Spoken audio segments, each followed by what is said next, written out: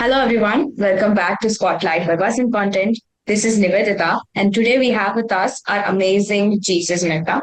He's a musical content creator, and now let's know more about him in his own words.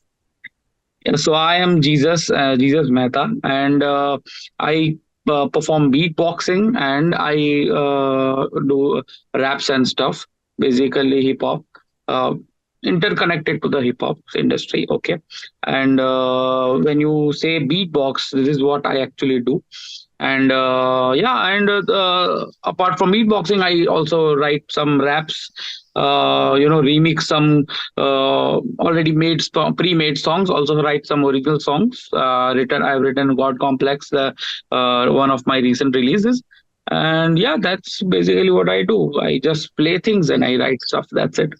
That sounds wonderful. And could you let us know, like, take us down memory lane? How did all of this begin? Like, do you remember the breakthrough reel or content that got you a loaded followers or that went viral and for you to be like, oh, now I'm getting people to notice me? Yeah, actually, it is a very fun journey. I started creating content in like 2016, 17 ish, like in between that, and I learned beatboxing in 2015 actually. So I've been doing this since 9 years, I guess, and I wanted to show people what I can like how beatboxing works because where I'm from Gujarat, and probably. In 2016 there was no other beatboxer than me other than me, so I was the first one in Gujarat, if I am not mistaken. Like, someone can correct me, but I know I have searched many of them at that time, and no one has like no koi aaya nahi tha ki bhai I am a beatboxer, we can jam it. I started beatboxing since 2015, and then I taught some of my friends, and then we made a crew, and then we started a beatboxing crew, and then we started performing live. So I started creating content around that. So I started from 2016. I started posting on Instagram, and uh, probably after like 2 3 years, I wasn't fully active on that, but I was, it was just a time pass for me. Because I was also doing computer engineering, so during that time first I started making videos, and then I got caught up in my exams and all. So it was on and off. I was on and off. I started fully creating content from 2019, where I was like passed my 2000. I passed my computer engineering in 2018, I guess, and then in 2019 I started creating content because I thought कि यही है जो लगता है मुझे करना है, and I was also good in computers, but I didn't want to do 9 to 5 job actually, so I thought कि it can go further as up. So I started creating content on short media platforms. इससे पहले भी जो आए थे तो ban भी हो गए. I started creating content on that, and then वहाँ पे मेरी like 1.5 million audience बनी, and I was like अच्छा यहाँ पे ऐसा हो सकता है.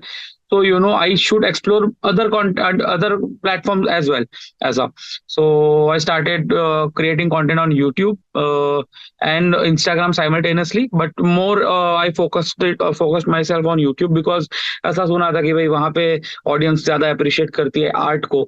So ऐसा लगता था. So then I tried my luck in different beatboxing styles, different different music art forms. Like when you hear beatboxing, you always think of like it is a hip hop iteration, it is a hip hop version. So you always think of a foreign, a non-Indian beat when you just think of beatboxing. But all I wanted to do is incorporate Indian beats with my with the beatboxing stuff. So there when then I started making relatable beats where people, जैसे मैंने अभी आपको form करके दिया है कि like I played garba, so people in Gujarat, people in my hometown felt related. I played Marathi beatbox, I played South Indian beatbox. So ऐसे ऐसा करके पूरी इंडिया की ऑडियंस धीरे धीरे मुझसे कनेक्ट होती गई. I also used to write song in 2012-13 for Gujarati Bollywood, Gujarati industry, not Bollywood, Gujarati movie industry. So that also helped, and I started writing raps for video games basically because market में तब उस time PUBG and all वो सब बहुत ज्यादा चल रहा था. So I started writing raps for BGMI, PUBG, Free Fire, Minecraft, what any video game you say. And then ऐसे ऐसे करके पूरा कंटेंट क्रिएशन का जर्नी शुरू हुआ. And then I this is what it is like. It is why we call it a journey, because we figure it out after creating so many videos that this is what audience actually wants at that time, because content wave changes as a. So if we think about 2019-20, it was raw content phase where people used to take a selfie camera and they used to record and that used to go viral. We content wave has changed again. People want good edited video, flashy edits, attention grabbing edits, and that are going viral more ऐसा. तो ऐसे figure out करते करते पता चला कि हाँ यहाँ जा रहा है, यहाँ जा रहा है, ये अच्छा गया. तो the first video that got like 1.2 million views. It is not a video, it is a short video. It is a short YouTube short as well. So that was a PUBG game video. Like PUBG was banned and people were upset. मुझे I know कि it was close to them, but मुझे पता नहीं था. So I started doing my research कि भाई exactly क्या है ये PUBG and all. And people were so sentimentally involve in that कि आई थॉट कि अगर इस पे कुछ गाना बने ना, so people will like it. So I tried to make Alvida song, like just to like give a tribute कि भाई तुम जा रहे हो तो ये सॉन्ग लेते जाओ ऐसा. So that got like excuse me, that got like 1.2 million views and I milk the hell out of that particular topic. मतलब जितने भी उस पर्टिकुलर गेम के जितने भी अपडेट्स आ रहे हैं, like it is gone, it is band, तो उस पे वीडियो आया. वो उसका अनबैन का न्यूज आ रहा है तो उस पे वीडियो आ रहा है. I completely milk the hell out of it and पता चला कि that actually kind of work as a. तो दैट एक्चुअली ब्लू एंड वो जो वीडियोस की सीरीज थी ना, उससे धीरे धीरे पता चलता गया कि अच्छा ऑडियंस को ये चाहिए, ऑडियंस के सेंटिमेंट्स यहाँ पे टच हो रहे हैं. Like I need to make them feel emotionally connected with my content ऐसा. तब जाके धीरे धीरे फिगर आउट हो रहा था and then content wave changed and then तो फिर मैं आया इंस्टाग्राम पे, because YouTube my YouTube subscriber count went from 20K to million like in 1 year actually. एक साल में हो गए थे. तो आई वॉज लाइक कि मैं इसको और मतलब अभी इंस्टाग्राम यूट्यूब तो हो गया, let's go it on Instagram. I said let's do it on Instagram. So then I started, figuring it out on Instagram कि भाई यहाँ पे क्या चल रहा है, because दोनों प्लेटफॉर्म बहुत अलग है. They both are like polar opposite. उनकी ऑडियंस भी मतलब अगर एक इंसान YouTube पे अगर इतना सपोर्ट दे रहा होगा तो Instagram पे उसको सपोर्ट नहीं देगा. इट इज लाइक ऐसा एक ही इंसान के दो पोलर अपोजिट पर्सनालिटी दोनों प्लेटफॉर्म पे दिखती है ऐसा. तो I started figuring it out कि भाई यहाँ पे क्या चल रहा है. तो पता चला कि भाई यहाँ पे ट्रेंड्स चल रहा है, यहाँ पे अलग अलग ऑडियोज ऐसे चल रहे हैं जो लोगों को नहीं पता, जिसका मीनिंग वो भी मतलब उस पे झूम रहे हैं. सो देन आई स्टार्टेड कि अगर उनको मीनिंग नहीं पता है then let's take out the meaning and then rewrite it in ऐसी लैंग्वेज कि भाई वो समझ सके. तो देन आई क्रिएटेड खलासी वीडियो कि भाई खलासी जो है वो आदित्य गढ़वी भाई ने गाया है. He is a Gujarati, I am a Gujarati, I know what he is saying but people don't know what he is saying. So I rewrote that particular lyrics in Hindi. तो लोगों को पता चला कि ये एक्चुअली वो वैसा सॉन्ग है ही नहीं जो लोग समझ रहे. It is a motivational song and it is like कि भाई ये तो दैट ऑल्सो ब्लू. तो धीरे धीरे मैं मतलब वैसे कंटेंट में लगा कि it is also informative and it is also entertaining and it is musical. तो वो तो है ही ऐसा. तो this is what my overall इतना वो जर्नी ऐसा. That sounds wonderful. And there are 2 to 3 points that I really found interesting in your entire journey. First, the way you found the focal points. So I would like to talk a bit more about it. What do you think there are a few focal points that content creators need to focus on for their audience? Like one, you said the language thing, like you had Gujarati beats, you had Marathi beats, because you wanted to take the entire Indian diversity along with you. The second thing that you said was the emotional and relatable connect that you use with PUBG. So what are some such focal points you think content creators need to focus to garner their attention? See, when we say content creators, it is a wide range. Okay, and इतना इतना wide range में ना, it is so subjective that it is always a personal thing कि कोई अपनी खुद की journey कैसे वो डिसाइड कर रहा है, खुद खुद किससे फिगर आउट कर रहा है। बिकॉज मेरी पर्सनालिटी क्या है कि I want people to understand me, ये मेरी बाय डिफॉल्ट पर्सनालिटी है। सो ये मेरे कंटेंट में दिख जाती है कि मैं कभी कभी चीजों को ओवर एक्सप्लेन कर देता हूँ, कभी कभी चीजों सिंपल चीजों को भी एक्सप्लेन कर देता हूँ। ठीक है, लोगों को जब दूसरे लोग कंटेंट बनाते होंगे तो उनकी खुद की पर्सनालिटी उसमें झलकती होगी। आई सजेस्ट देम कि भाई तुम खुद जैसे हो ना, अगर वैसे ही तुम वहां पे दिखोगे ना, तो that will be a very big, like वो कॉन्फिडेंस दिख जाता है कि भाई इसमें मैं फेक नहीं बन रहा हूँ। तो इस जगह पे जब आप you know when you focus on this thing कि भाई मुझे खुद से चेंज नहीं होना है, तो when you want to deliver something ना, तो वो अपने आप से डिलीवर हो जाएगा। लाइक व्हेन आई सेड कि भाई पबजी के लोगों को मुझे इमोशनली मतलब फील करवाना है कि क्या, तो I personally played PUBG. I personally मैं देखा, एक दो हफ्ते देखा कि भाई एग्जैक्टली क्या है, लोग कहाँ जा रहे हैं, मुझे गन्स के नाम पता चले, मुझे वो नाम पता चले, मैप्स के नाम पता चले, तब जाके पता चला कि अच्छा यहाँ यहाँ लोग इमोशनली कनेक्ट हो रहे हैं। इस जगह ये जगह तो ये चीज तो हर एक के साथ हो रही है, कनेक्टिविटी प्रॉब्लम्स हर एक के साथ हो रहा है, ऐसा लैग मार रहा है वो हर एक के साथ हो रहा है। सो व्हेन यू अगर आपको कुछ डिलीवर करना है ना, you study the hell out of it. ऐसा कि अगर कुछ भी करना है, फॉर एग्जाम्पल अगर मैं किसी सॉन्ग पे बना रहा हूँ तो I just study it, like अभी तो एक एक रात में स्टडी करता हूँ, बट पहले वो एफिशिएंसी आ गई है, बट पहले I use to like work a week, एक पूरा वीक लगाता था सिर्फ एक एक 40 to 50 सेकंड वीडियो के लिए। So you know always choose quality over quantity. मैं 15-15 दिन में सिर्फ एक वीडियो डालता हूँ, बट वो ऐसे डालता हूँ कि इट इज लाइक 99% पॉसिबिलिटी कि भाई वो मिलियन हिट करेगा, मिलियन के ऊपर जाएगा ही, ऐसा। So always think quality before quantity, and बहुत बहुत ज्यादा अपने वो उसको टाइट रखो कंटेंट को, ऐसा, तब जाके वो ऐसे डिलीवर होगा, ऐसा। Got it.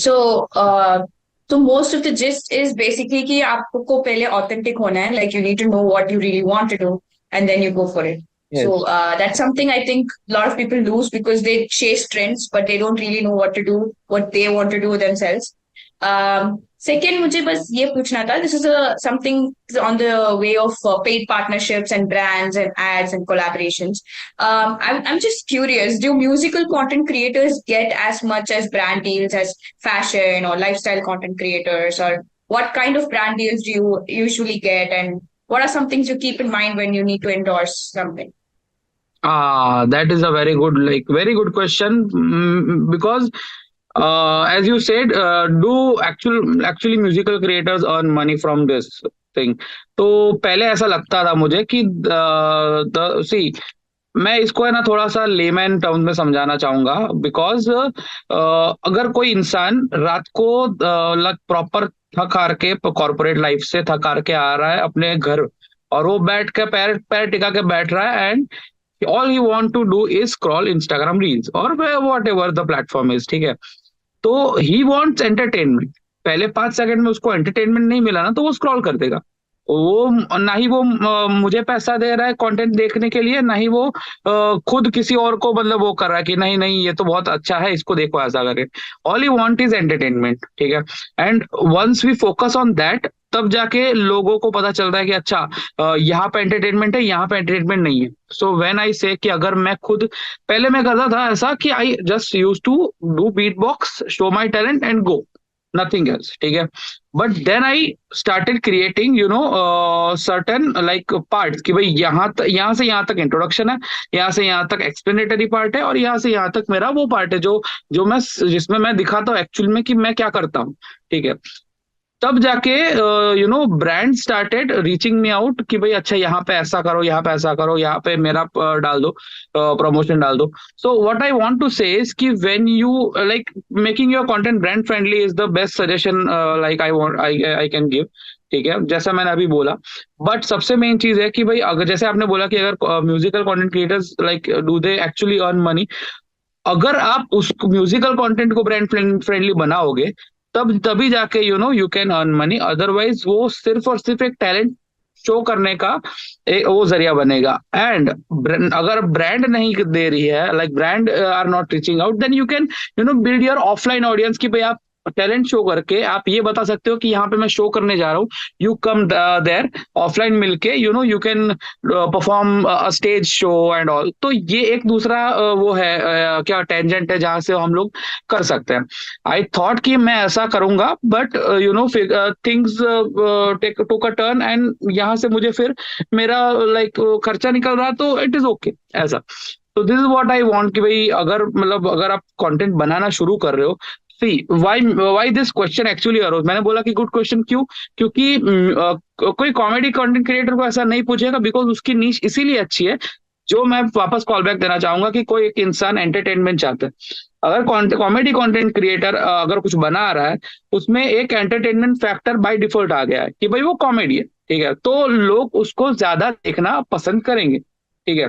At the same time अगर म्यूजिक क्रिएशन है तो वो उसकी ऑडियंस पे लिमिटेड हो जाती है कि भाई जिसको संगीत पसंद है वो वही देखेगा, इसीलिए ब्रांड भी उसको उसी लिमिटेड लिमिटेशन में आएगी। आई जस्ट वांट कि अगर कॉमेडी के एंटरटेनमेंट से अगर मैं एंटरटेनमेंट उठा लूं और म्यूजिक के उससे मैं टैलेंट उठा लूं, तब जो जाके एक हाइब्रिड चीज बनती है ना, then and then you can get brand promotions, और उससे पैसा इंसान कमा सकता है ऐसा। That is why I explain all of that.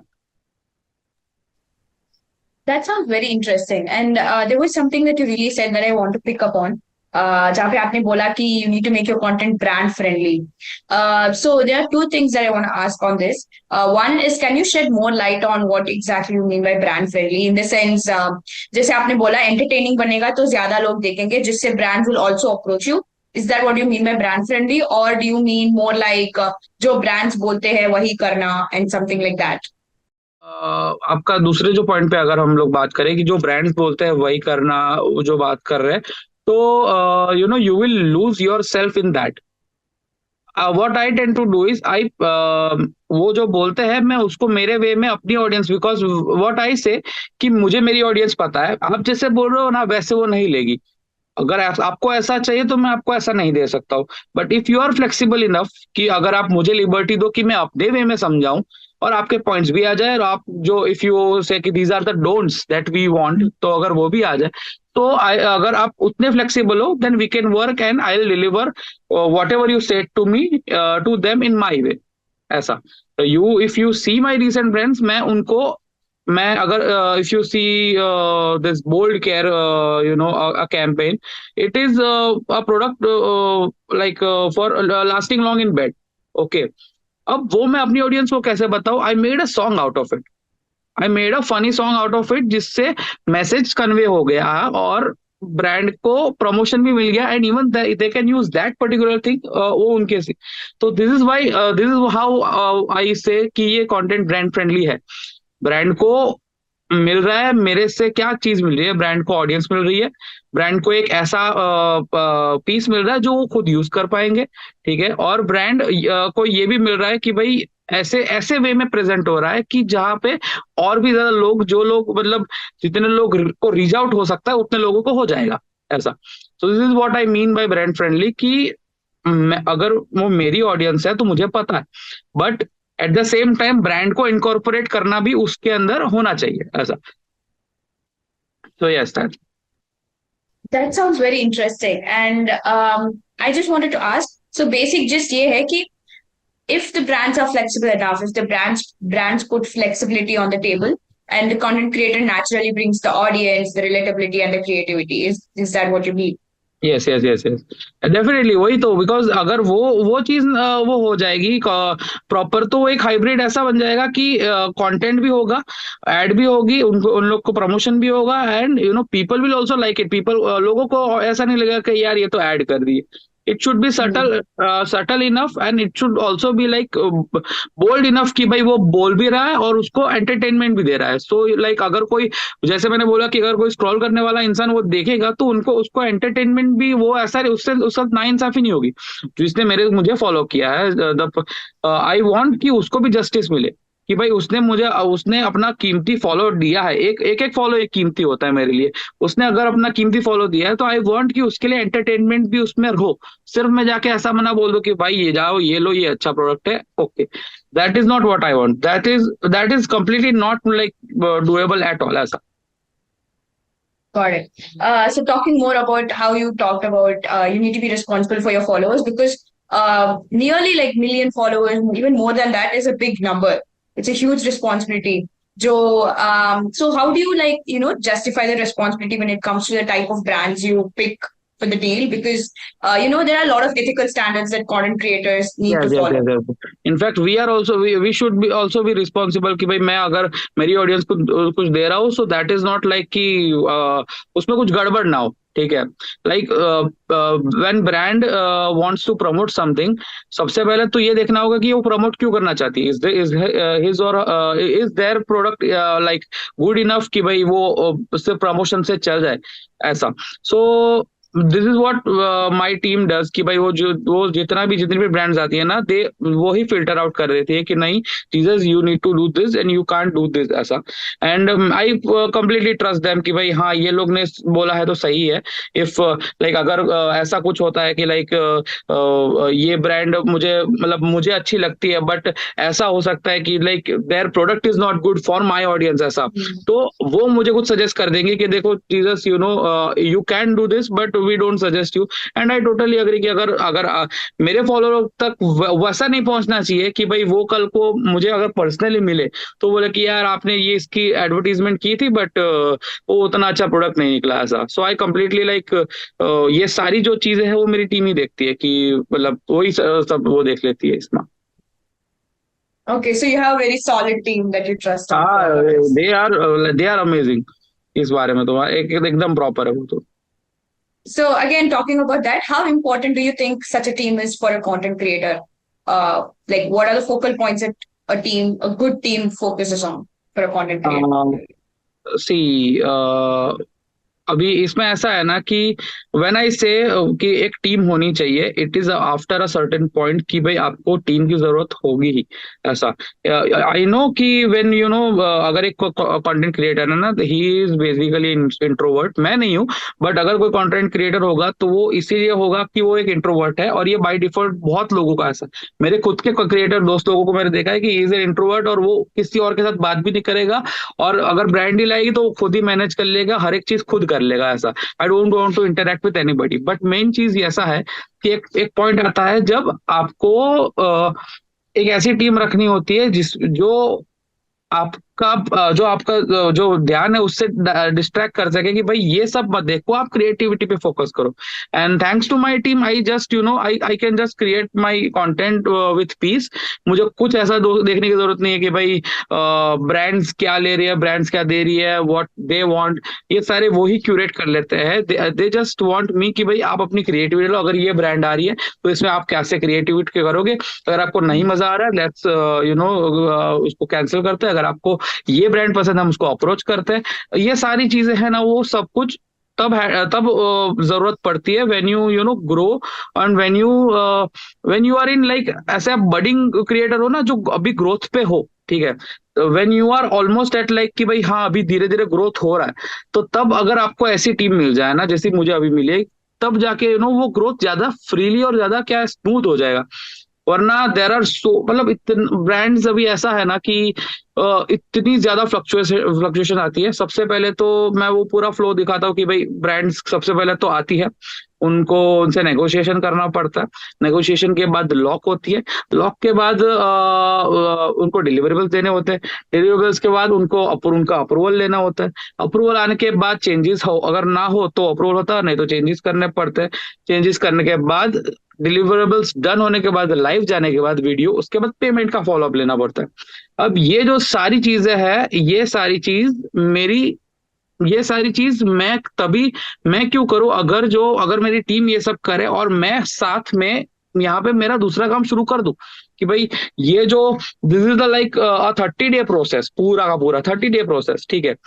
इस 30 डे प्रोसेस में मेरा माइंड इसी पे स्टक रहेगा, लाइक कहीं ना कहीं यहाँ पे तो वो रहेगा ही, अरे इससे फॉलो अप लेना है, अरे इसका अप्रूवल नहीं आया, इससे ये हुआ, अरे पेमेंट बाकी है। तो ये जो पूरा का पूरा ये जो है ना, ये पूरा सिनारियो सब मेरी टीम देखती है, और मैं सिर्फ क्या करता हूँ, I just come to my studio, मैं अपना कीबोर्ड लेता हूँ, अपना पीसी शुरू करता हूँ and write stuff, and I write my script and I upload stuff, ऐसा। तो this is where the team is very helpful कि एक पॉइंट ऐसा आता है जहाँ पे आपको like you should hand over your work to your team and they will they will support.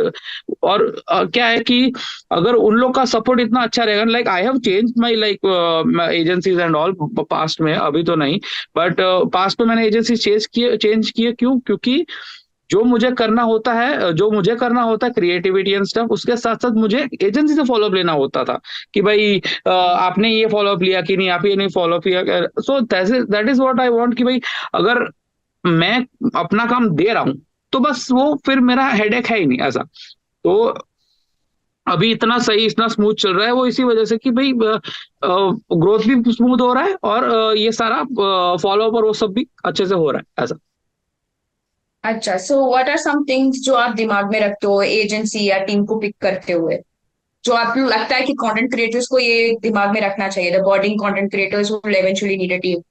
First of all the background, मतलब मैं अगर एजेंसी चूज करता हूँ तो लाइक सबसे पहले तो उनमें जितने भी लोग हैं ना, उनका बैकग्राउंड क्या है, नॉट पर्सनल बैकग्राउंड, वो अपना उनका मैटर है, बट वो ये कॉर्पोरेशन में से कौन से बैकग्राउंड से आए, like this person is from that media, that person from that media, ये यहाँ से, ये यहाँ से, और इन लोगों का एक अमालगमेशन यहाँ पे आया है, और इन लोगों ने एक टीम बनाई है, और ये टीम है जो मुझे, मतलब जो हम मेरे साथ जुड़ना चाहती।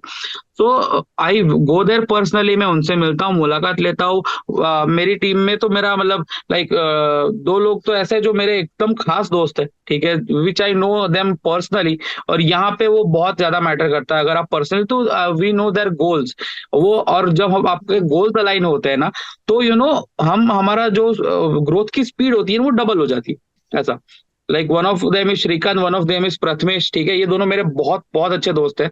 एंड मैं उनको, श्रीकांत तो मैं डेली बेसिस पे मिलता हूँ, प्रथमेश इज फ्रॉम मुंबई, तो मैं उसको भी मिलता रहता हूँ लाइक टाइम टू टाइम। तो लाइक ये दोनों दोस्त ऐसे हैं जो मुझे जानते हैं ऑन पर्सनल लेवल कि नहीं, जीसस ये करेगा, जीसस ये नहीं करेगा, जीसस को ये पसंद नहीं है, ऐसा। सो दैट ये जो थिंग है ना, इसको बहुत इंपॉर्टेंस देना होता है कि आप पर्सनल लेवल पे कितना कनेक्टेड हो। लाइक आई नो पीपल से कि पर्सनल चीज प्रोफेशनल चीज अलग रखनी होती है, बट जहां पे आपको ग्रोथ करना होता है ना, वहां पे प्रोफेशनल गोल्स पर्सनली अगर कनेक्ट हो जाए ना, तो दे विल लाइक वो ग्रोथ की स्पीड डबल हो जाती है, ऐसा। That's true. There was something that's really important that a lot of content creators might need, because उनको मतलब a lot of people are behind followers, but they rarely mention about their agencies and everything. So this was a really insightful talk. Coming back to your work, I just want to know, Gen Z बहुत picky है अपने music को लेके, like कोई भी remix आ जाता है, they are not accepting of everything. So I Yeah, just yeah, want to yeah. know, how do you pick like songs to remix, और इस पे ये rap चलेगा, इस पे ये चलेगा, and if at all you receive backlash, how do you handle it? Yes, that is actually a very very good question. अभी 2 दिन पहले ही I was like talking to Shrikant about this कि भाई it is a double-edged sword.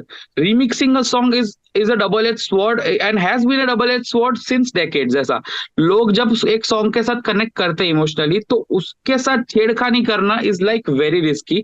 Like people ऐसे ऐसे लोग offend हो जाते कि इस सॉन्ग को कैसे बिगाड़ दिया भाई आपने, ऐसा।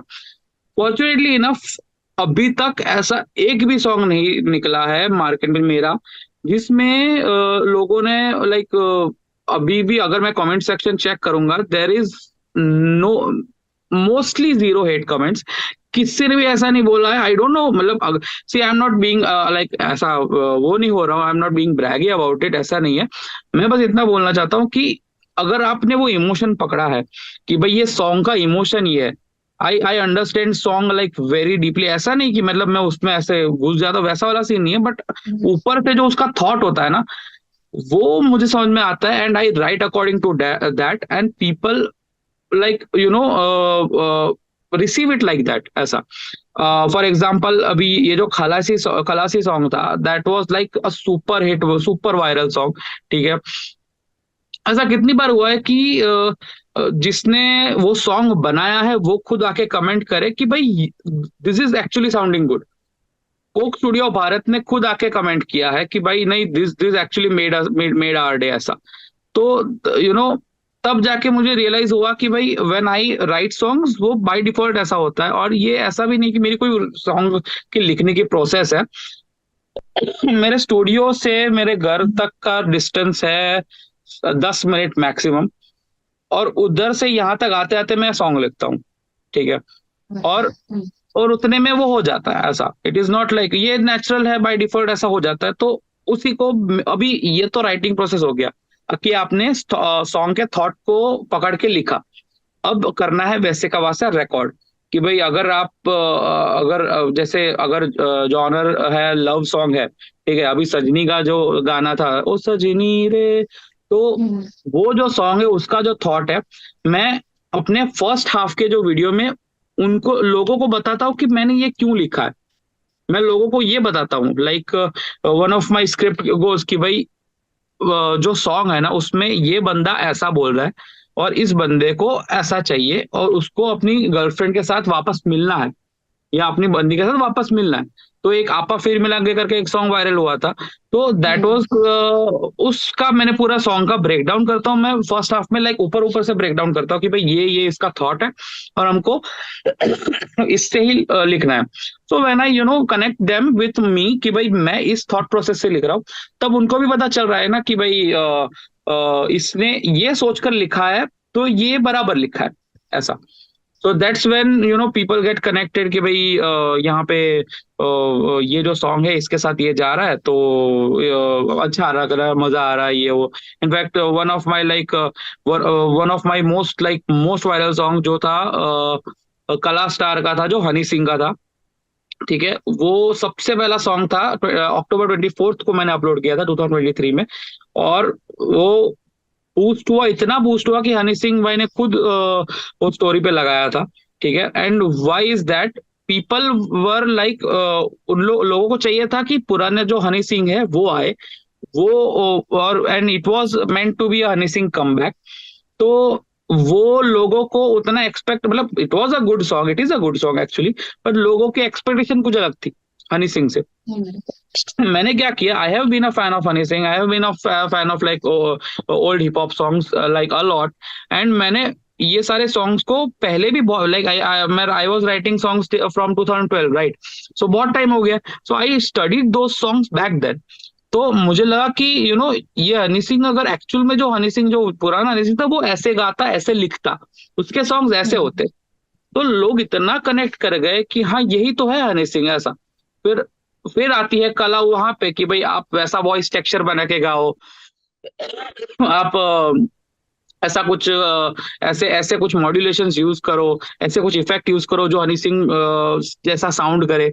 So not just about Honey Singh, but मैं ये हर सॉन्ग के कॉन्टेक्स्ट में बोल रहा हूँ कि आप सॉन्ग को उसके जो रैप से ऐसे कनेक्ट करो कि आप कनेक्शन बताओ भी, like you spoon feed the connection, and you also make the connection so seamless कि लोगों को लगे कि हाँ ये उसी का एक पार्ट है और उसी का पार्ट होना चाहिए, ऐसा। Okay, that's या something very insightful. I think that is something that a lot of people relate with, especially जो आपने हनी सिंह के बारे में बताया था, because हम मतलब लोग अपने आर्टिस्ट और सॉन्ग से इतने जुड़े हुए होते हैं कि they are always like हाँ ये it's like a community that has formed. So that's going to be the last question that I want to ask कि why do you think, or if at all do you think there's an increase in the craze for musical content on social media? Like remixes raps वगैरह की मतलब craze बढ़ चुकी है, and why do you think बढ़ चुकी है, if at all it has? लोगों को पता चल रहा है, लाइक पहले जैसे म्यूजिशियंस थे वो सब क्लोजेट म्यूजिशियन थे, सब लोग बस म्यूजिक बना रहे थे, एंड जो main face of the music होता था, like the one who used to act on in front of it, और you used to like sing in front of it, वो लोग थे, वो लोग एक्चुअली फेस रहते थे और यूट्यूब पे उनका सॉन्ग चढ़ता था। अभी क्या हो रहा है कि ईज ऑफ एक्सेस हो गया है, सबके पास अच्छे अच्छे फोन्स आ गए, they can shoot, they can record, equipments बहुत इजीली अवेलेबल हो गए म्यूजिकल। तो जितने भी जो लोग हैं ना, वो कलेक्टिवली सारे के सारे मतलब मेरे खुद के काफी सारे दोस्त हैं जो कुछ पहले डांसर्स हुआ करते थे, कुछ पहले लाइक सिर्फ रैपर हुआ करते थे, but they turn themselves into musicians. And ऐसा भी नहीं, दे आर गुड म्यूजिशियंस ऐसा। तो जैसे ईज ऑफ एक्सेस बढ़ा है, जैसे टेक्नोलॉजी बढ़ी है इंडिया में, जैसे मतलब बहुत सारा डिजिटलाइजेशन बढ़ा है, तो इसके साथ साथ सब लोग सीखे भी है और सब लोग धीरे धीरे करके ऐसे कलेक्टिवली आगे बढ़े म्यूजिक में। और जैसे सब लोग आगे म्यूजिक में बढ़े, सब लोग एक दूसरे से कनेक्ट हो रहे हैं कि अच्छा ये तो मैंने यहाँ सुना है, ये मैंने यहाँ सुना है। और जैसे जैसे सब लोग ऐसा करते गए, लोग रिलेट करते गए, और जैसे रिलेटिविटी बढ़ी, तो रिलेटिविटी जब बढ़ती है तब कंटेंट बूस्ट होता है, जब तब पूरा कंटेंट फील्ड बूस्ट होता है। पहले जैसे कॉमेडी क्रिएटर्स की जो वेव आई थी कि भाई एक दो जन खड़े हैं, एक जन के हाथ में फोन है और एक जन यहाँ से बोल रहा है, एक जन यहाँ से बोल रहा है, ये जो फॉर्मेट था कंटेंट का, लोग इससे रिलेट करते थे, क्योंकि दोस्त दोस्त लोग ऐसे ही बात करते हैं बाजू बाजू में बैठ के। Now people know what music is, know what how music is created. तो जब मैं अपने पीसी पे वो पूरा वो इंटरफेस दिखाता हूँ कि ऐसे जा रहा है और वेव फॉर्म ऐसे है, तो लोगों को पता है कि हाँ ये म्यूजिक ये मैंने देखा। तो that is why people feel connected. And जितना मतलब ऐसे जैसे जैसे यशराज मुखाटे भाई, he is also like a very very good musician. He also shows the process कि भाई मैंने कैसे बनाया, ये मैंने किक का वॉइस लिया, ये मैंने स्नैर का वॉइस लिया, ये यहाँ से मैंने ये कट किया। He also shows the process, ठीक है। तो जब इंसान प्रोसेस को शो करता है तो लोग उससे और कनेक्ट होते हैं, और जब लोग कनेक्ट हो रहे हैं तो फनी चीज ये है कि पहले जब इंसान सिर्फ परफॉर्म करके जाता था तब लोग कनेक्ट नहीं हो पा रहे थे, because it is a short media platform, ठीक है। तो लोगों को एंटरटेनमेंट चाहिए रहता है। अब इसमें लोगों को इस चीज का एंटरटेनमेंट मिल रहा है कि लोगों को इंसाइट्स मिल रही है कि म्यूजिक एक्चुअली बन कैसे रहा। दैट क्यूरियोसिटी हिट्स एंड लोग और रिलेट होते होते गए, एंड धीरे धीरे म्यूजिक पूरा का as a content field, as a content wave, वो और आगे बूस्ट हुआ ऐसा। That's very interesting and thank you so much आपके पूरे कॉन्वर्सेशन में वो it was very insightful thank you. layman terms में मतलब सबको relatable काफी relatable लगा होगा and everything so thank you so much for sharing your journey with us even I loved it, and मतलब आपने जैसे जैसे क्वेश्चन पूछे, every question was to the point. मतलब ये चीज बहुत कम लोगों ने पूछी थी, और even I wanted to you know people to know कि भाई देखो ये चीज होती है म्यूजिक में, ये चीज ऐसा होता है, and you ask like the questions that actually hit that point ऐसा। So that was a good thing. thank you so much, thank you everyone for watching, see you on the next episode of Spotlight.